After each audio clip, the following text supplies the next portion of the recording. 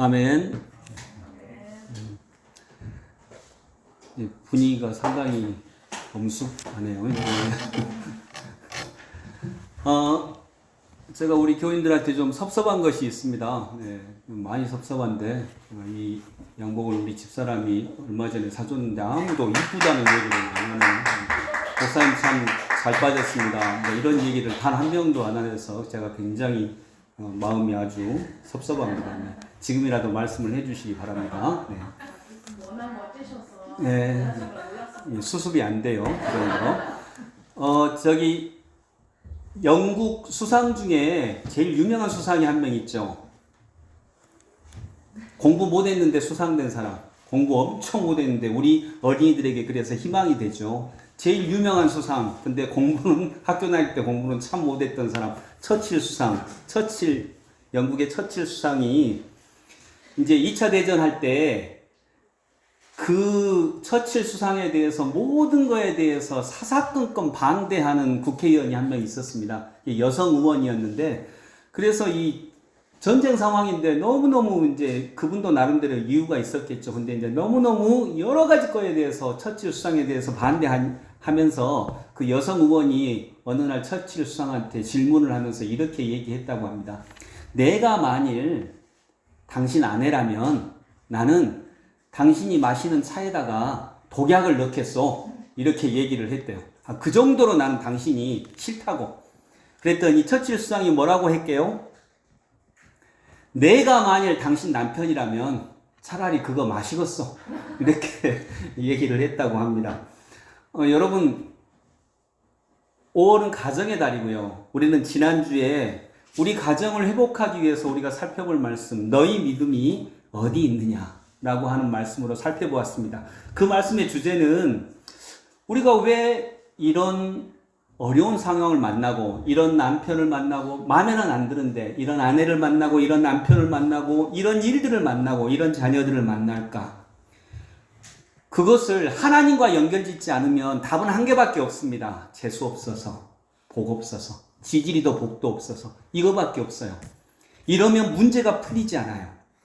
그런데 우리는 요셉의 이야기를 통해서 하나님이 내게 그런 만남을 주신 것은 우리 모두를 구원하기 위해 하나님이 나를 먼저 보내신 것이다 라고 하는 해석, 이 해석이 필요하다라고 하는 말씀을 나눴습니다. 그 해석을 하기 위해서 필요한 게 우리 믿음이죠. 너의 믿음이 어디 있느냐. 정말 그것까지도 하나님은 아름다운 작품으로 만드신다는 것입니다. 그러면 우리가 오늘은 이런 믿음을 구체적으로 어떻게 삶에서 드러나게 할까?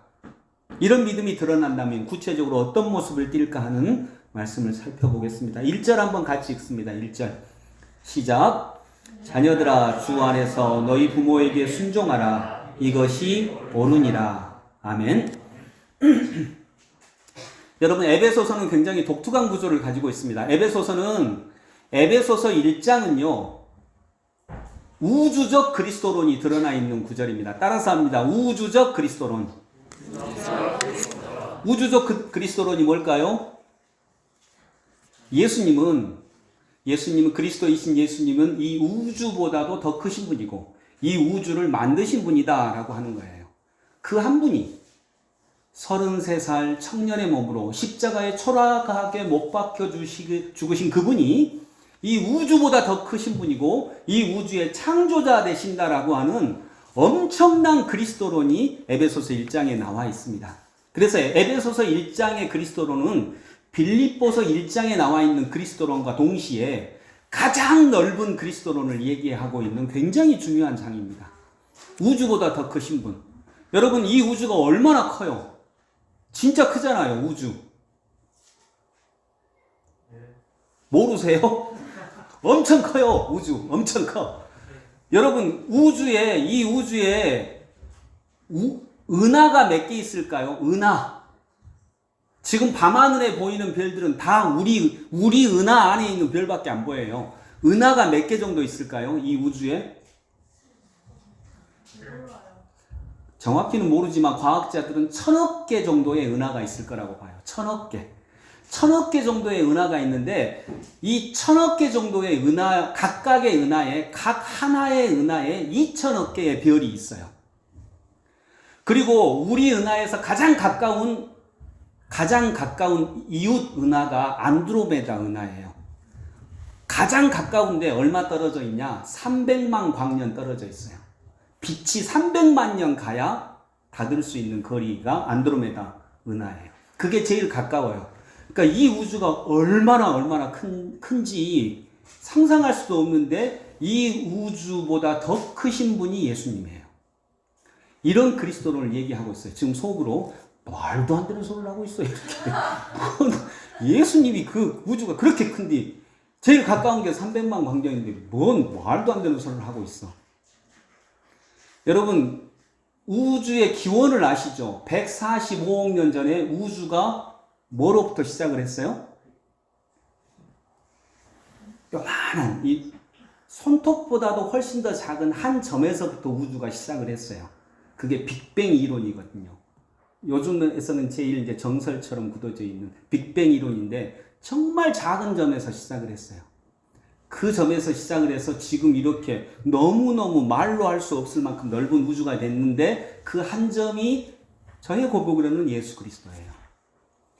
그 정말 눈에도 보이지 않는 그 한 점에서부터 출발해서 지금의 우주가 나왔는데 그래서 여러분 저는 잘 모르지만 여기 물리학과 교수님도 계셔서 내가 잘 모르지만 저는 결국 신비라고 봐요. 근데 정말로 그런 면에서 우주보다 더 크신 예수 그리스도 저는 인정을 합니다. 신비의 영역이니까 양자 물리학도 들어가면 이제 그쪽에는 신비 영역이 있는 거잖아요. 근데 에베소서 1장은 우주적 그리스도론을 얘기하고 있어요. 너무너무나 커요. 너무너무나 큰데 에베소서 4장까지는 이 크고 놀라우신 예수님에 대해서 이론적으로 설명을 해요.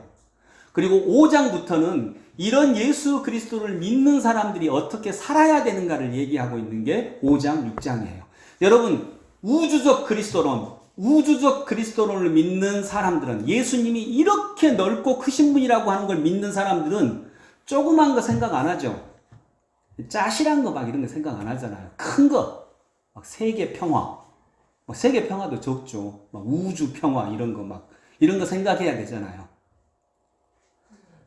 네, 감사합니다. 질문 답을 해주셔서 그런 거 생각해야 돼요. 왜냐하면 너무너무 큰 우주적 그리스도를 얘기하고 있으니까. 그런데 에베소서하고 빌립보서도 마찬가지입니다.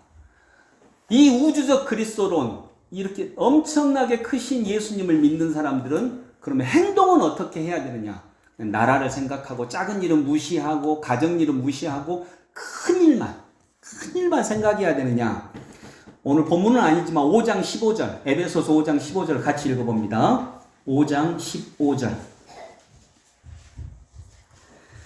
같이 읽습니다. 시작. 그런즉 너희가 어떻게 행할지를 자세히 주의하여 지혜 없는 자같이 하지 말고 오직 지혜 있는 자같이 하여. 아멘. 자, 여기서부터 그런즉 너희가, 그러니까 그런즉은 우주적 그리스도론을 믿는 우리들은 어떻게 행해야 되는가? 그런즉 너희들은 어떻게 행할지를, 어떻게 행동해야 되는 거예요. 그렇게 넓고 크신 예수 그리스도를 믿는 사람들은 어떻게 행동해야 되는가? 뭐 어떻게 행동해야 되는가? 막 통일을 생각하고 가정 같은 건 너무 작잖아요. 애기들 이런 건 너무 작잖아요. 큰 일을 생각해야 될까? 근데 아닙니다. 그렇게 넓고 크신 우주적 그리스도를 믿는 사람들이 어떻게 살아야 되는지 그 행동은 정확하게 표현합니다. 22절 같이 읽어봅니다. 22절 시작. 아내들이여 자기 남편에게 복종하기를 주께 하듯 하라. 아멘. 그 바로 앞에 21절 보면 그리스도를 경외함으로 피차 복종하라. 우리가 이렇게 행동하는 근거가 뭐냐면 그리스도를 경외함이에요. 이 우주적 그리스도를 경외하기 때문에 이렇게 살아라. 아내들이여 자기 남편에게 복종하기를 주께 하듯 하라. 그럼 남편분들은 굉장히 좋잖아요 지금. 근데 여러분 또 그 다음 것도 있어요. 33절 시작. 그러나 너희도 각각 자기의 아내 사랑하기를 자신같이 하고 아내도 자기 남편을 존경하라. 여러분 우주적 그리스도론을 얘기하는데 그렇게 큰 그리스도론을 믿는 사람들은 구체적으로 작은 부분에서부터 시작하라고 말씀하고 있는 거예요. 빌립보서도 마찬가지예요. 빌립보서도 1장에 우주적 그리스도론이 나오거든요. 그런데 빌립보서에도 동일한 말이 나와요. 행동을 어떻게 할 것인가의 부분에서 가정에서부터 시작을 해요. 그리고 또 오늘 1절 자녀들아 주 안에서 너희 부모에게 순종하라 이것이 옳으니라. 4절 또 아비들아, 여기서 아비는 아버지만이 아니라 아빠 엄마를 얘기하겠죠. 아비들아 너희 자녀를 노엽게 하지 말고 오직 주의 교훈과 훈계로 양육하라. 그리고 5절은 종들에 대한 말씀, 9절은 주인들에 대한 말씀, 이렇게 나누고 있습니다. 여러분, 부모님은 왜 공경의 대상일까요? 예를 들어 부모님 중에도 정말 존경스럽지 않은 사람들이 있잖아요. 나 부모님으로부터 아무것도 받은 거 없어, 이런 분들도 있잖아요. 근데 왜 부모님들은 공경의 대상일까요? 나를 낳아주셨고, 그리고 이제 할 말 없나요? 나를 낳아주셨고, 우리 형도 낳아주셨고, 우리 동생도 낳아주셨고, 낳고.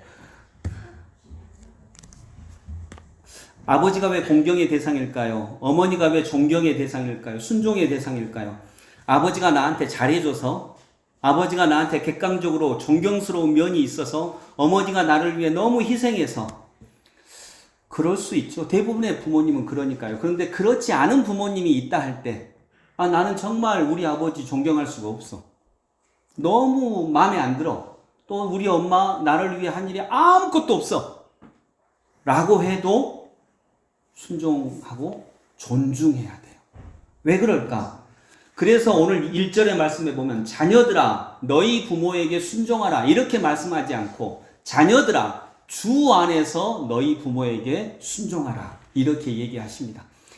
부모가 객관적으로 나의 존중을 받을 만한 분이건 아니건 그건 두 번째 문제예요. 주님 안에서, 주님의 명령 안에서, 주님의 뜻 안에서 너희 부모에게 순종하라. 여러분, 이 말은 무슨 얘기냐면 부모님은 그냥 위치적으로 공경의 대상이에요. 위치적으로. 그래야 내가 똑바로 서요. 부모님을 순종하고 존중해야 내가 똑바로 서요. 그건 부모님이 나한테 잘했고 잘못했고 그 이전의 문제예요. 그건 위치의 문제예요. 땅이 흔들리면, 내가 땅 위에 서 있는데 땅이 흔들리면 똑바로 설 수 없는 것이죠. 그냥 부모님은 존중받아야 되는 위치에 있어요. 생명을 낳아주셨다라고 하는 그것만으로. 그리고 그 대가는 내가 받아요. 그래야 내가 똑바로 서는 거죠. 여러분, 부모님이 커요? 내가 커요? 왜 부모님이 커요? 우리 5 형제인데 우리 형제가 지금 다 아버지보다 더 크거든요. 몸이 막 더 커요. 우리 막내는 대빵 커요. 그래가지고 나보다 더 크고 막내인데 버릇없이 제일 커요. 그러면 안 되는 거잖아요. 성민이는 엄마보다 지금 더 커요. 아직도 클 날이 많이 남았는데 엄마보다 이미 역전했어. 누가 더 커요? 몸집은. 근데 여러분 믿겨지지 않겠지만 저 성민이가 김진 집사님 뱃속에 있었어요. 놀라운 일이잖아요. 놀라운 일인데 뱃속에 있었어요. 그러니까 이건 뭐냐면 성민이가 엄마 뱃속에 있었어요. 엄마는 성민이보다 큰 존재예요. 큰 존재니까 낳았죠. 근데 만약 성민이가 엄마나 아빠한테 불만이 많아. 에이 우리 엄마는 왜 그래? 우리 아빠는 왜 그래? 라고 하면 엄마를 평가하는 거예요. 평가하면 평가는 누가 할 수 있냐? 평가받는 존재보다 큰 존재가 평가를 할 수 있는 거예요. 그래서 제가 언젠가 얘기했잖아요. 제가 설교하는데 우리 청년 한 명이 맞아요. 그러니까 제가 이제 농담이지만 뭘 맞고 틀리고 네가 채점하냐 지금 나를? 어? 선생님이 말하면 목사님이 말하면 예 알겠습니다 하는 거지 뭘 맞아요 틀려요. 물론 그럴 수 있죠. 그냥 그때는 어떤 주제를 부각시키기 위해서 한 얘기인데 그 말은 일정 맞아요. 맞아요 틀려요 평가는 더 큰 사람이 하는 거예요. 근데 나는 엄마 뱃속에 있었어요. 그것은 엄마가 나보다 크다는 거예요. 한번 같이 해볼까요? 당신은 나보다 크십니다. 이것이 가족을 가족되게 하는 첫 번째 원리예요. 이게 무너지면 가족은 무너져요. 당신은 나보다 크십니다. 여러분, 그래서 성민이는 몸집이 아무리 커도 엄마보다 작아요. 엄마보다 원래 작았거든요. 그러면 내가 엄마보다 작으니까 내가 엄마를 평가하면 안 돼요. 평가할 수도 있겠죠. 평가가 될 수도 있겠죠. 그러나 여러분, 평가하면 성민이가 더 커지는 거예요. 엄마를 판단하면 내가 더 커지는 거예요. 나는 엄마 뱃속에 있는데 엄마보다 작은 존재인데 내가 더 커지면 요만한데 내가 요만해요. 그 안에 들어있는데 그러면 어때요? 큰 그릇이 작은 그릇 안에 들어가 있으면 어때요? 깨지죠. 답답해요. 답답하고 나중에 더하면 깨져요. 그래서 우리가 부모보다 더 커지려고 하면 삶이 답답해요. 삶이 깝깝해요.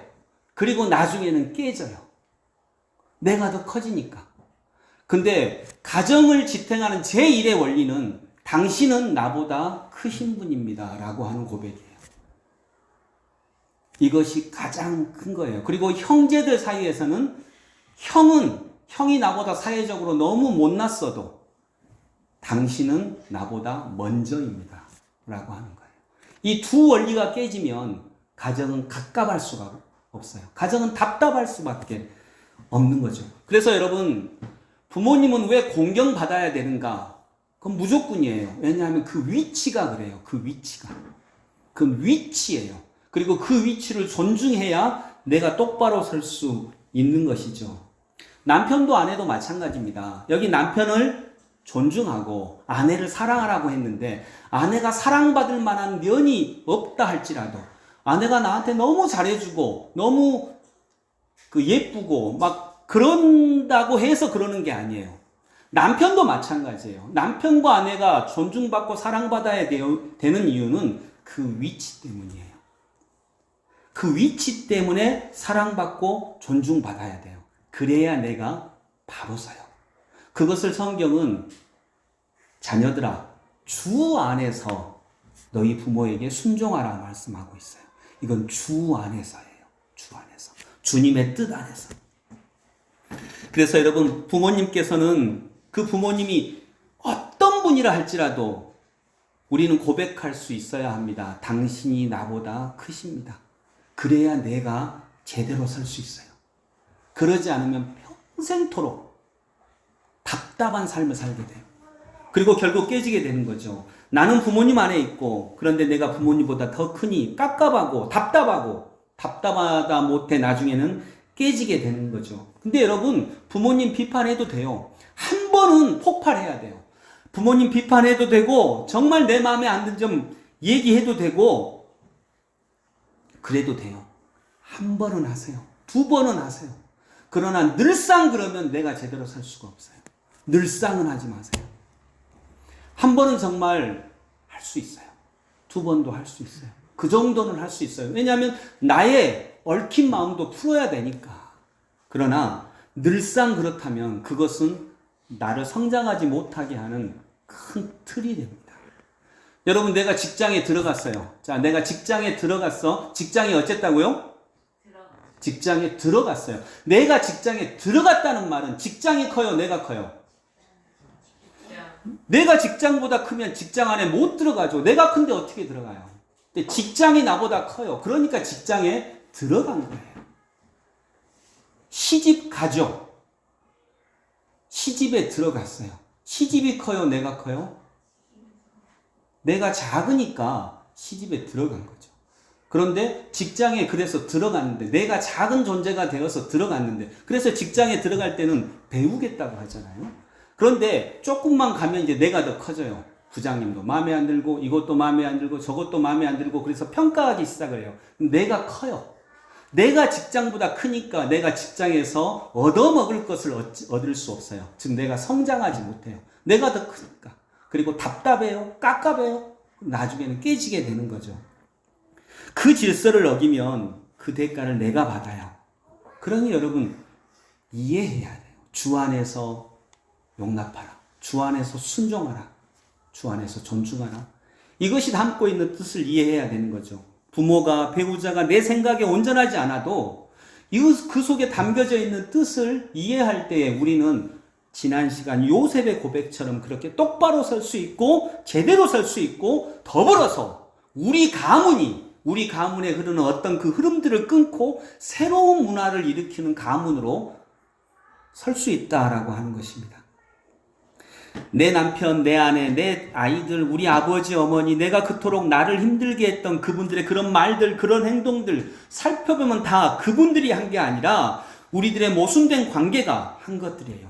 그것들을 풀려고 하나님이 내게 오셔서 모든 일을 구원하시려고 다른 어떤 사람들보다 내가 너를 먼저 보낸 것이다 라고 고백하게 하는 거죠. 사랑하는 성도 여러분, 그래서 오늘 꼭 기억해야 되는 건 이것입니다. 부모님을 존중해라.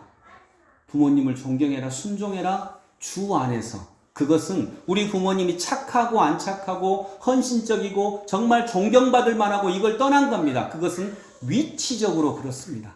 그 위치를 인정해야 되는 것입니다. 그리고 그럴 때에 하나님이 주 안에서 순종했을 때 주시는 복, 내 아버지와 어머니를 공경하라. 이것은 약속이 있는 첫 계명이니 이로써 내가 잘되고 땅에서 장수하리라. 구원은 여러분 죽으면 우리 어디 가요? 죽으면 옛날에는 예수 믿는 이유는 죽어서 천국 가기 위해서였어요. 천당 가기 위해서였어요. 천당은 하늘에 있다고 생각을 했어요. 조금만 더 할게. 근데 죽으면 천당 간다고, 천당은 하늘에 있다고 생각을 해서 그랬어요. 근데 지금은 천당이라고 하지 않고 하나님 나라라고 해요. 근데 여러분, 하나님 나라는 하늘에만 있는 거 아니에요. 하나님 나라는 땅에도 있어요. 그래서 천당이라고 하는 표현보다는 정확하게 하나님 나라라고 표현해야 돼요. 하나님 나라는 하늘에도 계시지만 땅에도 있어요. 근데 이 땅에서 우리는 구원받아서 죽어서 천국에 가고요. 축복을 받아서 이 땅에서 하나님 나라의 삶을 살아가요. 그래서 그리스도인들은 구원의 은혜만이 아니라 축복의 은혜도 받아야 돼요. 근데 구원은 믿음으로 받아요.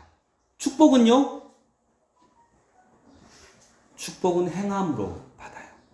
어떤 행함? 바로 오늘 이 말씀이에요. 내가 땅에서 잘되고 장수합니다.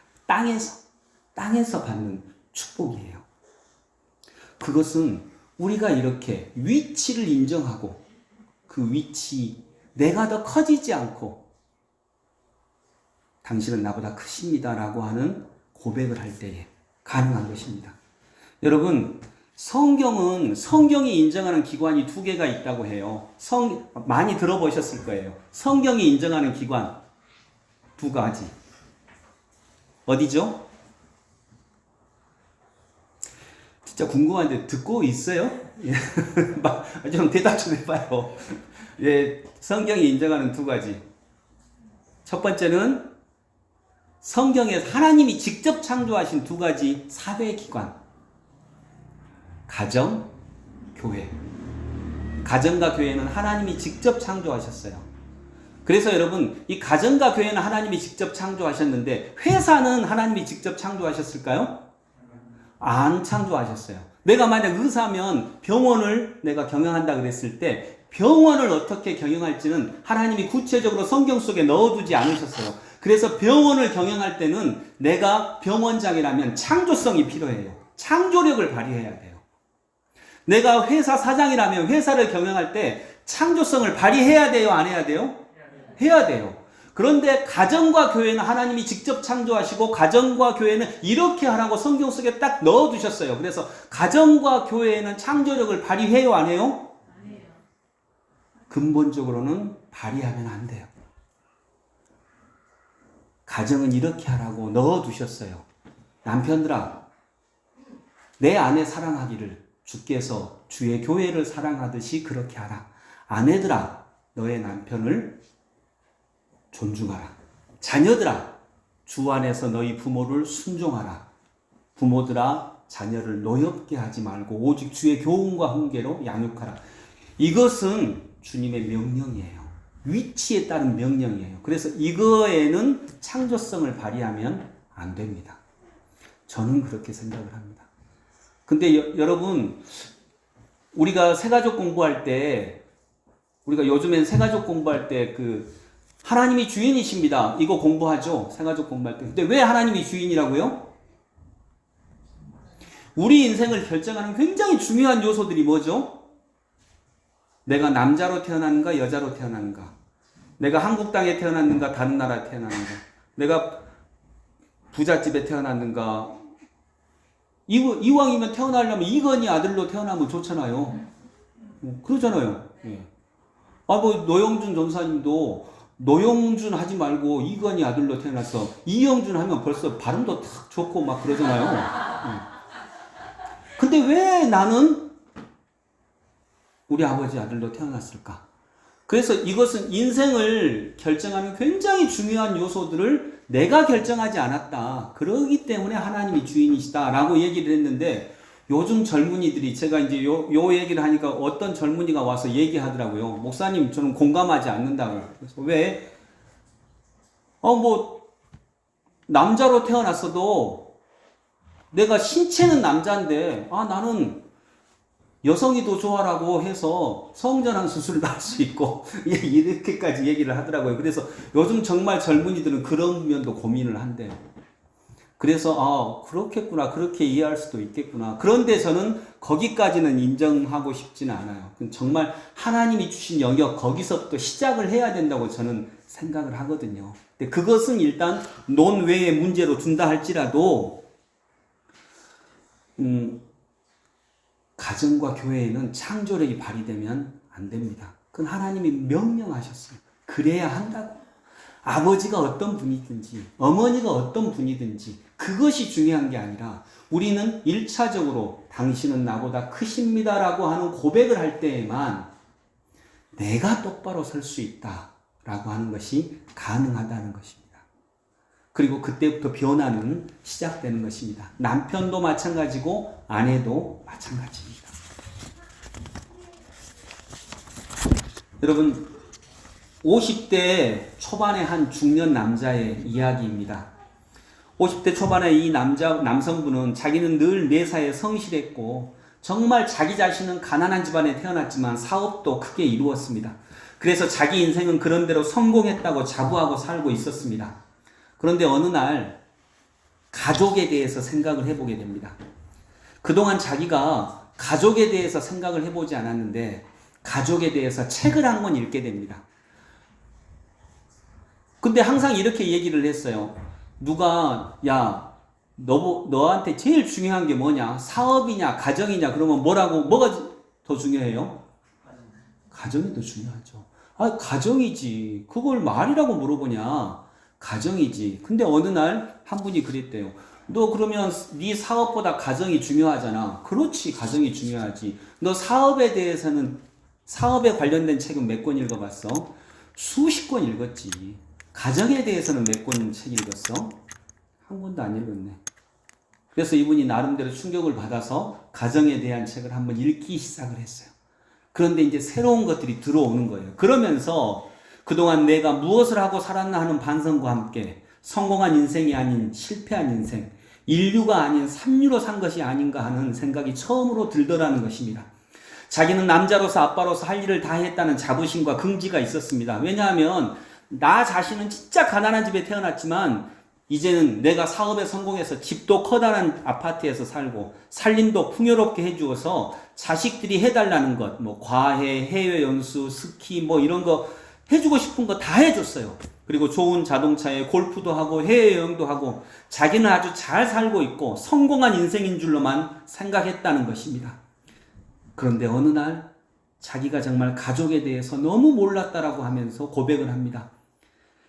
그분의 고백입니다. 우리 가족은 의사소통이 별로 없고 우리 가족은 서로 눈을 마주치지 않고 우리 가족은 거의 사무적일 정도로 서로 사무적으로 대하고 우리 가족은 절대 책을 읽지 않고 우리 가족은 서로 고맙다는 말을 하지 않고 우리 가족은 서로 너무나 차갑게 대한다는 것입니다. 우리 가족은 말이 사납고 차갑고 모든 문제가 생기면 돈이 다 해결을 해주고 가정부 아줌마가 도와주고 가족끼리 옹기종기 모여 앉아서 서로 존중하는 분위기 안에서 서로 대화를 나누고 아들의 말을 들어주고 딸의 말을 들어주고 내가 한 걸음 물러서고 이런 적이 없다는 것입니다. 부인이 무슨 생각을 하고 사는지, 애들이 뭘 하고 살고 애들이 무슨 고민에 빠져 있는지 이런 건 생각한 적이 없고 오직 애들한테 인류학교 가라고만 요구했다는 것입니다. 자기는 그리고 사업만 했다는 것입니다. 자식들이 잘 못하는 것은 다 아내 책임으로 돌리고, 그래서 이 중년 남자는 깨닫습니다. 인류학교만 있는 게 아니라는 것을. 인류학교만 있는 게 아니라 뭐 또 있어요? 인류 가족도 있다는 것을 뼛속 깊이 깨닫게 됩니다. 그런데 그런 기준에서 볼 때 정말 눈물나게도 자기 가족이 인류 가족이 아닐 뿐만 아니라 삼류 가족이다라고 하는 것을 아프지만 깨닫게 되는 것입니다. 그래서 그가 결심을 합니다. 남은 생애를 어떻게 해서든 자기 가족을 인류 가족을 만들기로 선언을 합니다. 그는 담배를 끊습니다. 그리고 그는 집에 일찍 들어오기 시작을 합니다. 스스로 집안 청소를 직접 하기 시작을 합니다.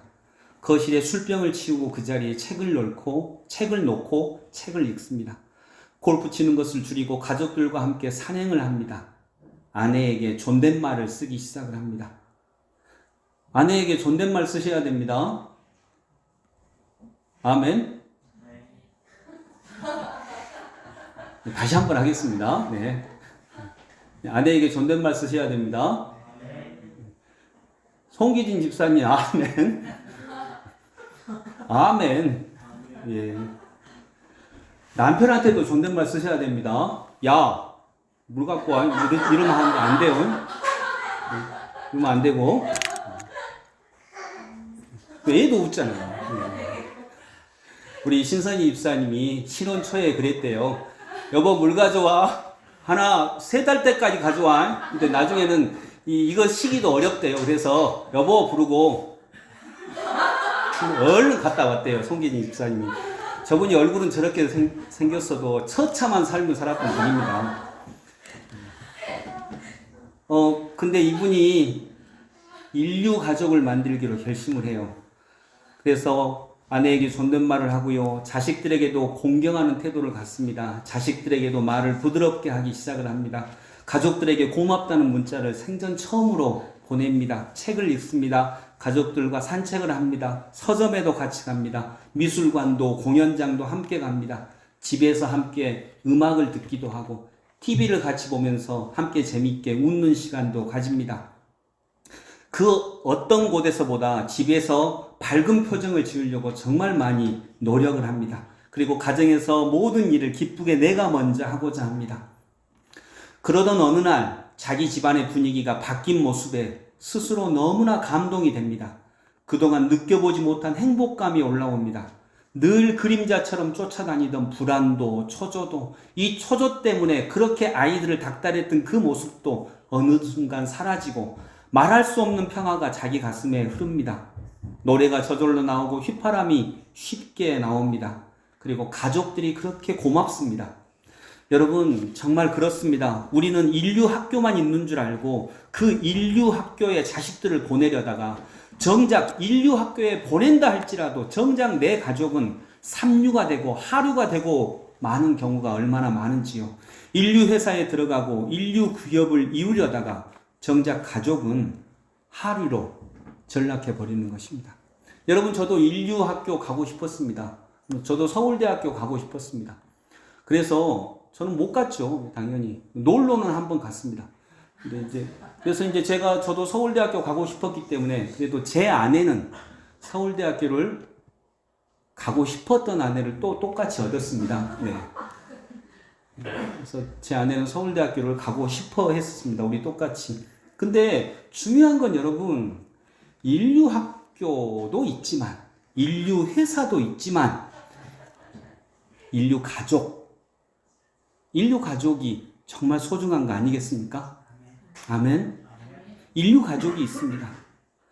인류 학교를 가고 인류 기업을 가려고 하는 모든 것도 우리 가족이 인류 가족이 되었으면 하는 소망 때문에 그런 거 아니겠습니까? 인류 학교를 들어가는 것, 인류 기업을 만드는 것, 여러분 그거 내 맘대로 되나요? 여러분 여기 서울대학교 안 가고 싶어서 안 간 사람? 거짓말하는 죄까지 하고 있어.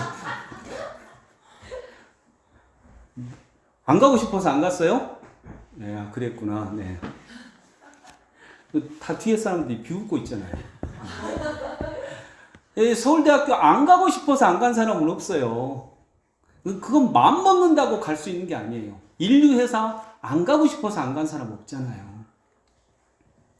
그런 것은 마음 먹는다고 되는 게 아니에요. 그런데 여러분 인류 가족을 만드는 일은 마음 먹으면 될 수 있어요. 하나님이 은혜 주시고 하나님과 동행하면 정말 그건 될 수 있어요. 그래서 인류 학교, 인류 사업장을 들어가서 인류 가족을 만드는 것, 뭐 그럴 필요가 어디가 있겠어요. 그냥 바로 인류 가족으로 가면 되죠. 지금 나부터, 지금 내가 하고. 따라서 해볼까요? 지금 합니다. 내가 합니다. 성도 여러분, 한 남편이 스승을 찾아왔습니다. 그래서 이 남편은 아내에 대해서 계속 불평을 했습니다. 우리 아내가 이렇고, 우리 아내는 이런 점이 안 좋고, 계속 불평을 했습니다. 스승은 그 얘기를 끝까지 들어주었습니다. 그리고 스승이 마지막에 얘기했습니다. 당신이 더 좋은 남편이 되었더라면 아마 지금보다 결혼 생활이 훨씬 행복했을 것 같은데요. 당신이 더 좋은 남편이 되었으면 좋겠네요. 그래서 그 사람이 물었답니다. 그러면 어떻게 하면 제가 좋은 남편 될 수 있나요? 여러분 어떻게 하면 될 수 있나요? 뭐 방법이야 수백 가지지만 제일 첫 번째가 된다면 어떻게 하면 내가 좋은 남편, 좋은 아내가 될 수 있나요? 네, 성경 말씀 그대로겠죠. 그런데 그 스승이 이렇게 얘기했습니다. 어떻게 하면 좋은 남편이 될 수 있나요? 라고 물어보니까 더 좋은 아내를 만들려고 노력하는 것을 포기하면 됩니다. 이렇게 얘기했다고 합니다. 여러분 노력으로, 그 열정적인 노력으로 때로는 안 되는 일이 포기함으로 이루어질 수도 있습니다. 인류 가족의 원리가 있습니다. 성경의 원리가 있습니다. 당신이 나보다 크십니다. 라고 하는 것입니다. 그리고 당신은 사랑받아야 합니다. 당신은 존중받아야 합니다. 당신이 존중받을 만한 자격이 있어서 또한 존중받을 만한 그런 행동을 해서가 아닙니다. 위치적으로 당신은 내게 존중받아야 됩니다. 당신은 나보다 크십니다. 이것입니다. 그리고 그래야 내가 든든히 설 수 있습니다. 그 부분에서는 창조력을 발휘하면 안 되는 것입니다. 사랑하는 성도 여러분, 말씀을 맺으면서 우리는 오늘 에베소서, 우주적 그리스도론으로 시작된 이 에베소서를 통해 우주적 그리스도론으로 시작을 했지만, 그러나 이 그리스도론을 믿는 사람들은 가장 작은 것, 가정에서부터 신앙생활이 시작돼야 된다라고 하는 말씀을 배웠습니다. 그리고 주님은 그거에 대해서 분명하게 말씀해 놓으셨습니다. 제가 믿는 바는 그것에 대해서는 창조력을 발휘하면 안 됩니다. 그것은 그 대상이 부모님이든 아내든 남편이든 그 대상이 그럴 자격이 있고 그거보다 더 큰 것입니다.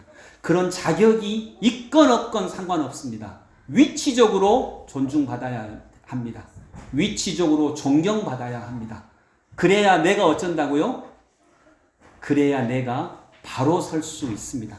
그렇지 않으면 답답합니다. 그렇지 않으면 깝깝합니다. 그렇지 않으면 깨져버립니다. 여러분, 아버지는 이래야 돼. 남편은 이래야 돼. 아내는 이래야 돼. 어머니는 이래야 돼. 그런 답 갖고 있어요, 없어요? 목사는 이래야 돼. 그런 답 갖고 있어요, 없어요? 있어요. 예, 되게 다 갖고 있잖아요. 저번에 내가 양말 안 신고 오니까 목사님이 양말도 안 신어요? 그러더라고요. 목사는 양말을 신어야 되라고 하는 상이 있잖아요. 한 번도 검증해 보지 않은 상, 한 번도 그것이 진실인지 진짜인지 점검해 보지 않은 상, 목사는 양말 신어야 돼. 그래서 제가 그랬죠. 예수님도 양말 안 신으시야? 예수님이 뭔 양말 신었냐? 그러니까 나도 안 씻는다. 여러분 좀 웃어야지 이렇게 말이 되지. 이렇게 심각하게 보면 그건 농담이잖아요. 근데 여러분 우리가 그런 상이 있어요. 남편은 이래야 돼, 아내는 이래야 돼. 그런 답을 갖고 있어요. 부모는 이래야 돼, 엄마는 이래야 돼, 남편은 이래야 돼, 자식들은 이래야 돼 라고 하는 답을 갖고 있어요. 한 번도 진짜 정답인지 점검해 보지 않은 답. 그 답이 커요, 현실이 커요? 답대로 되나요? 답대로 안 되는 게 현실인데 답대로 안 되는 현실에서 답만을 고집할 때 어째요? 답답해요. 그래서 답이에요. 현실은 답보다 커요. 그랬을 때 그걸 인정하는 거. 거기서부터 우리가 믿음이 작동되기 시작을 합니다. 너의 믿음이 어디 있느냐? 내게 주어진 거 인정하는 거죠. 이해하고 순종하는 거죠. 받아들이는 거죠. 그래야 내가 똑바로 설 수 있습니다. 그것은 위치적으로 그렇습니다. 부모님은 나보다 크신 분입니다. 이건 위치적으로 그렇습니다. 그 부모님의 삶이 어떠했든 상관없습니다. 그래야 내가 똑바로 설 수 있어요. 아내도 남편도 그렇습니다. 남편은 존중받아야 되고 아내는 내 몸보다 더 많이 사랑받아야 합니다. 그것은 명령입니다. 그것은 존재 자체가 그렇습니다. 이게 깨지면 내가 설 수 없는 것입니다. 여러분 주님의 명령입니다. 그래서 적어도 그 분야는 창조력을 발휘하지 않고 그 말씀 앞에 무릎 꿇어 순종하는 저희들이 될 수 있기를 소망합니다. 기도하겠습니다. 거룩하신 아버지 하나님, 하나님의 은혜를 받아 하나님의 말씀 앞에 선 저희들, 그 말씀 앞에 무릎 꿇어 당신은 나보다 크십니다. 당신은 나보다 먼저입니다. 라고 하는 고백으로 하나님 말씀 앞에서 적어도 가정 그 분야에서는 창조력을 발휘하지 아니하며 그 말씀 앞에 순종하는 저희들 되게 하여 주옵소서. 예수님의 이름으로 기도드립니다. 아멘.